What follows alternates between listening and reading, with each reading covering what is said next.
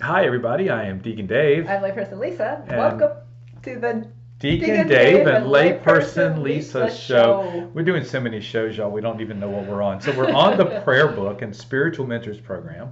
We're on day 18, and we're talking about chapter 6 of the book Into the Deep, Yes. which talks about winning the battle of prayer. Yes.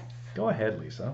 So prayer is a battle against the world, flesh, the devil, and all that keeps us from the pursuit of God. Yeah, and sort of like prayer is not just a mind or a will activity, it's also a bodily activity as A we full learn. body activity. Right, and so like today I actually started fasting Yes.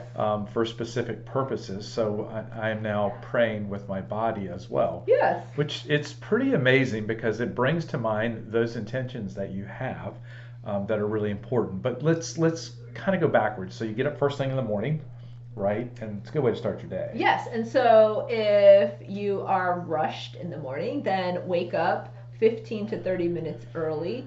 And I think the key is to not engage with electronic devices. I agree. I think that if you get up, your mind is kind of ripe, if you will, for receiving God's voice into your heart in what you're reading, or if you're just sitting there, or whatever the case may be. Yes.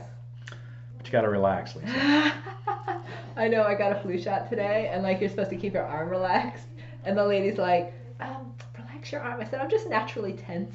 Yes, So. you are. But we have to learn to relax in prayer. And, Yes. sometimes we're going to have distractions. Yes. Don't get frustrated by your distractions, okay? Otherwise, you're just creating more distractions and more frustration.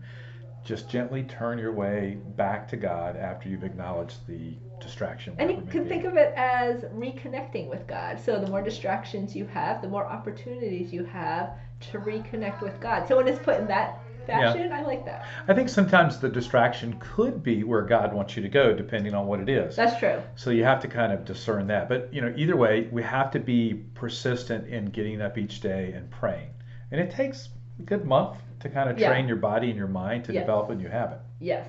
And then we can follow the inspiration of the saints by feeding our thoughts towards the transformative truth and rebuke the lies and proclaim the truth. So in our evangelical Catholic Reach More program, we just did this in a prayer exercise this past Monday, where we bind and cast out all things that are not of God, and we declare what the truth is.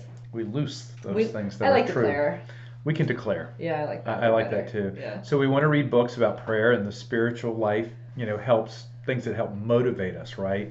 Especially those books that are by the saints. Because I think for me, when you read about the saints, you realize that they're just as broken as we are. Yes. And so it gives hope, right? Yes.